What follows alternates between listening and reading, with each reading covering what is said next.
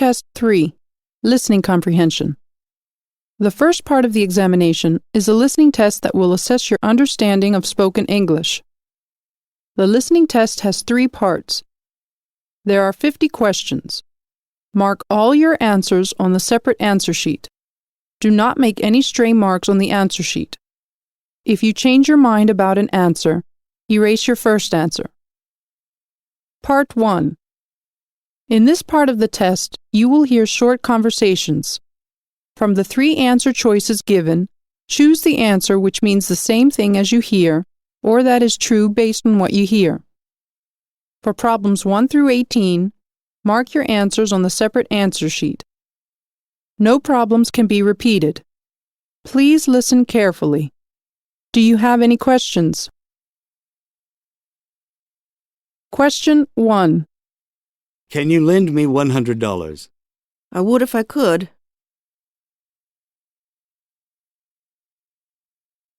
Question 2. How was your year in Europe? I got a bit homesick.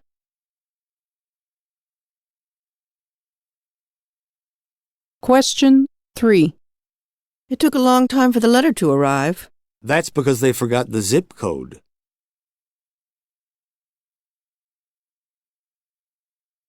Question 4. Where's Rick these days? Oh, he joined the service.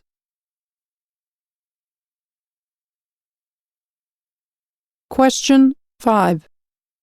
That's Michael Jackson over there. And I'm your mother.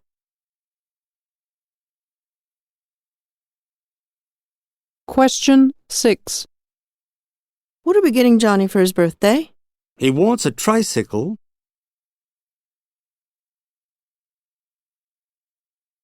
Question 7. I'll call you at 8. I won't be home until 10.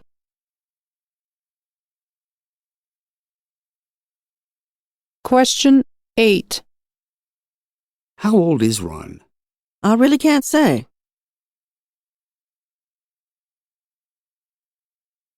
Question 9. What do you think of Bob? He loves the sound of his own voice.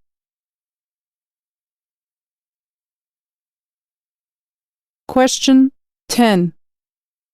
Can you help me study for the chemistry exam? I'll do my best.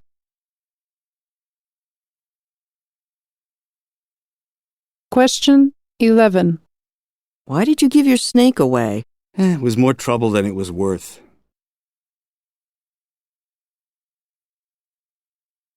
Question 12. Do you want to go to the circus? I wouldn't go if you paid me.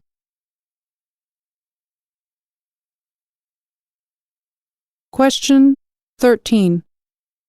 I heard you moved. Yeah, but I can't get used to life in Boston.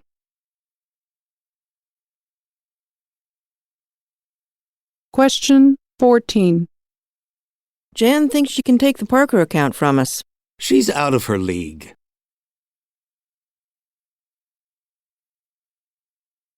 Question 15. The TV's on the blink again. What else is new?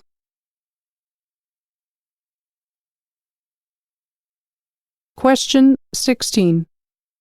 What do you think of Rick? He's no Prince Charming.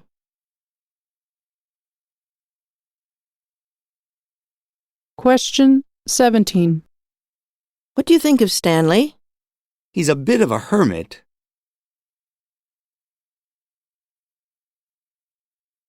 Question 18. How was last night's party? Linda was a wet blanket. Not again. Part 2. In this part of the test, you will hear a question. From the 3 answer choices given, choose the one which best answers the question. For problems 19 through 35, mark your answers on the separate answer sheet. No problems can be repeated. Please listen carefully. Do you have any questions? Question 19. Do you see Mark at all?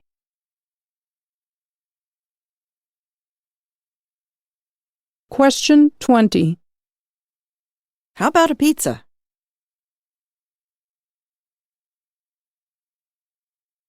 Question 21. Did Lori ever show up?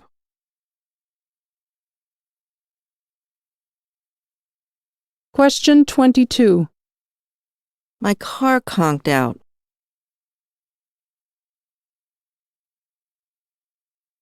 Question 23. Did you do that on purpose?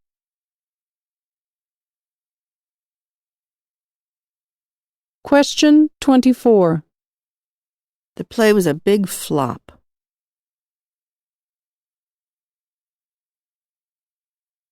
Question 25. What a racket!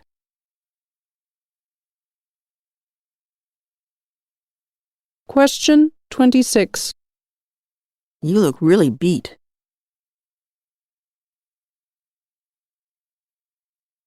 Question 27. Where's the car?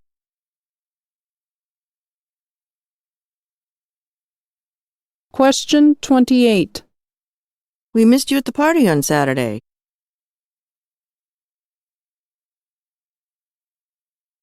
Question 29. He's a real whiz kid.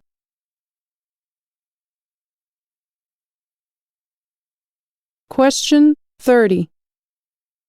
Did he do what I told him?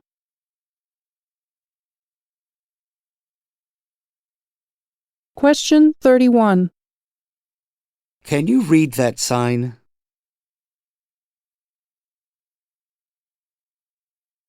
Question 32. Honk your horn at that guy.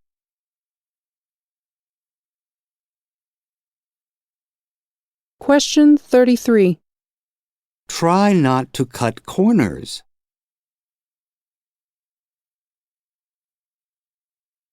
Question 34. Where did you disappear to?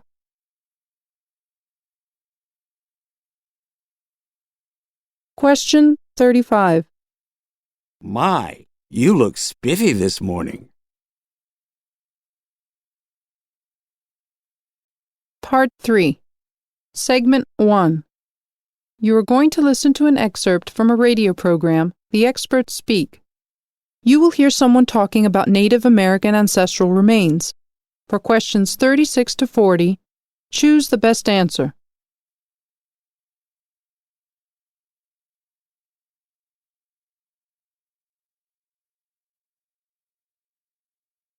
An ongoing issue in American political life is the return of Native American remains from museums and scientific institutes to their rightful burial grounds.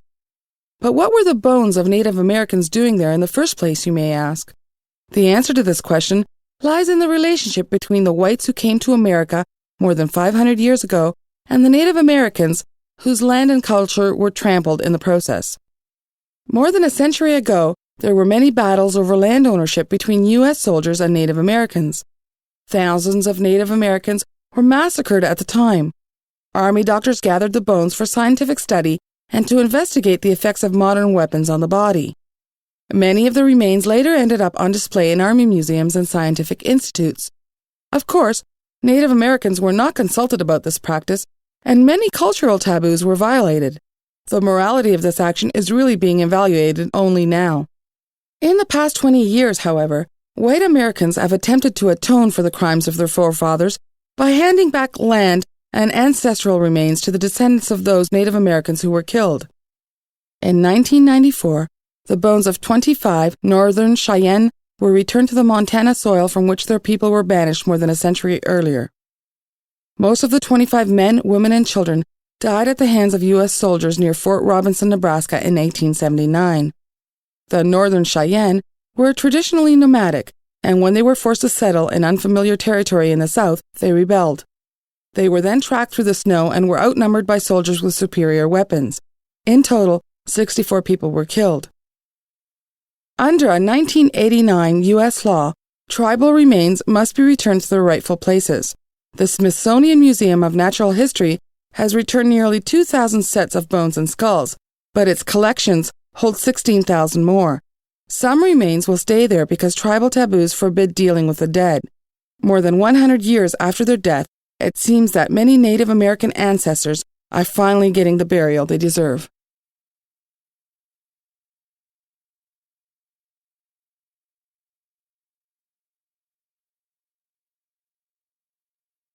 36. What does the speaker say about Native American remains?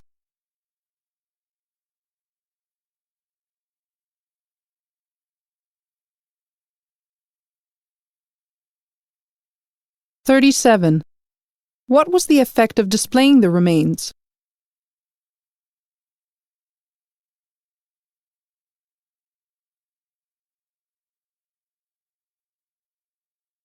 (38) Why are white Americans returning land and remains to the natives?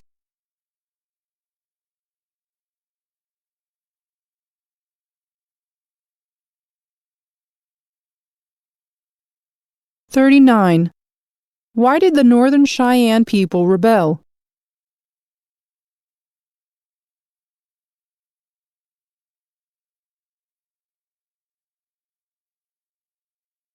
(40) Why are some remains not returned to the natives?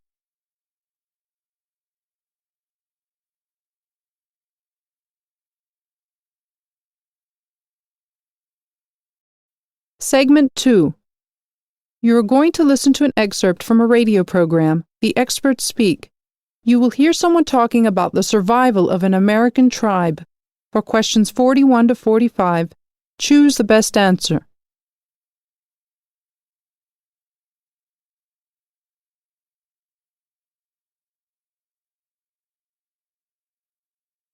If one only watched movies, one might think that all Native American Indians wore colorful feather headdresses and slept in teepees. Yet the Cherokees, one of the largest and oldest tribes on the continent, did not. Ironically, one will find the Cherokees doing just that today, as they get their pictures taken with excited tourists in order to make a living. This is the fate of the Cherokee, a tribe decimated by westward expansion. It is a fate they see as temporary, though. Archaeologists estimate that the Cherokees were living in the southern Appalachians 2,000 years ago. When Andrew Jackson became president, he signed the Indian Removal Act of 1830, effectively forcing the Cherokees off their land, pushing them west of the Mississippi. This westward trek is called the Trail of Tears, because 4,000 Cherokees perished as a consequence of the rigors of the journey. The mass exodus west landed the surviving Cherokees in what would later become Oklahoma. The Cherokees re-established schools, farms, and their own courts of law, much like the ones they'd had in the East. This period of development did not last long, however, as the Civil War and its ensuing fallout provoked the division and allotment of previously owned Indian land, virtually taking it out of Indian hands for nothing. Oklahoma statehood in 1907 sealed the Indians' fate, as they became just a poor minority in that state. Today, 165,000 descendants of the Cherokees are part of the Cherokee Nation. This is a federally recognized sovereign nation in Oklahoma, as was its original status before statehood and the illegal breaking of the treaties. The nation has one goal, one which they have not abandoned for 2,000 years: self-sufficiency. Through the purchase of large companies and the employment of their own people, they have been able to raise money which they put back into the tribe. They may wear false costumes to attract tourists, but their hope is that it won't be for long.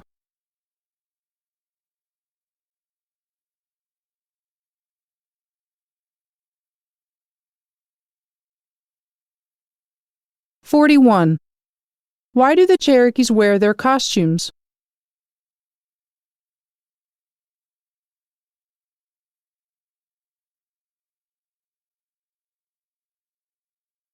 (42) What did Andrew Jackson do?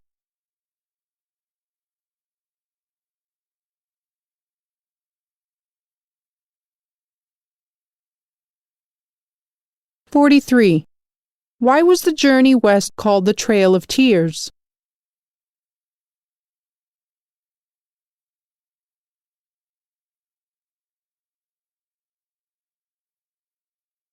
(44) What did Oklahoma become?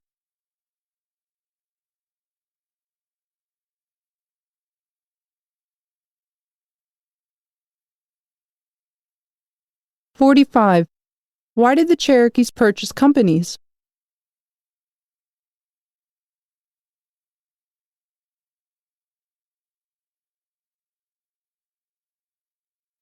Segment 3. You are going to listen to an excerpt from a radio program, The Experts Speak. You will hear someone talking about drug addiction. For questions 46 to 50, choose the best answer.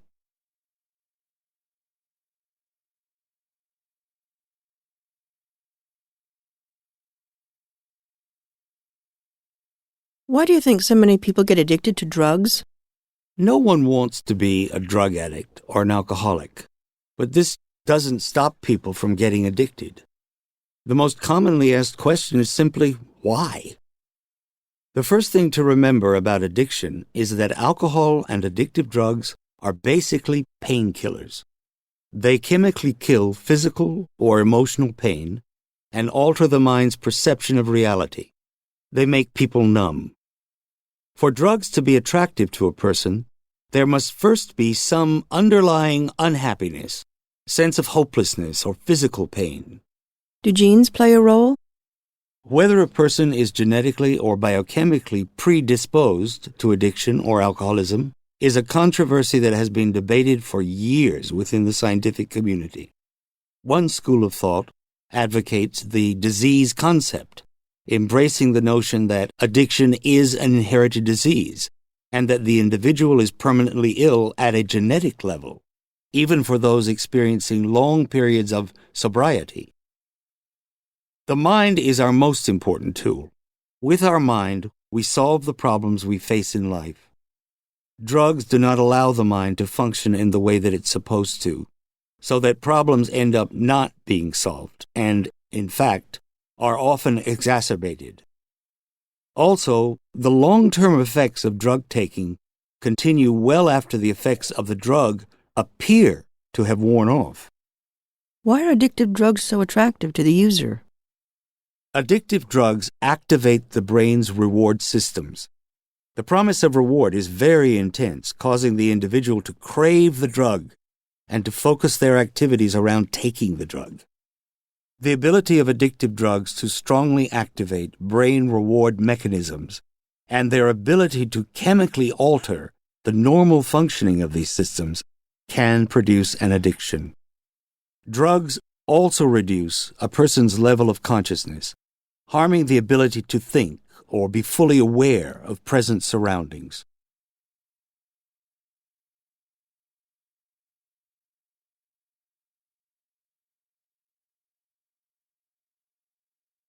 (46) Why are people attracted to taking drugs?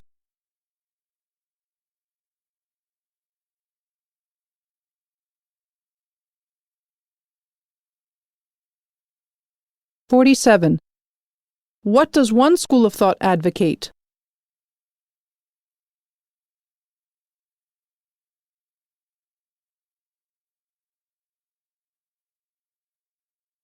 (48) What does the speaker say drugs do?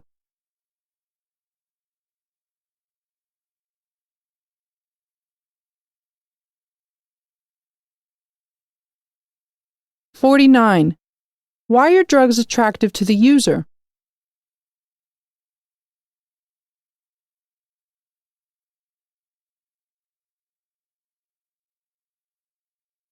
(50) What is one negative consequence of taking drugs?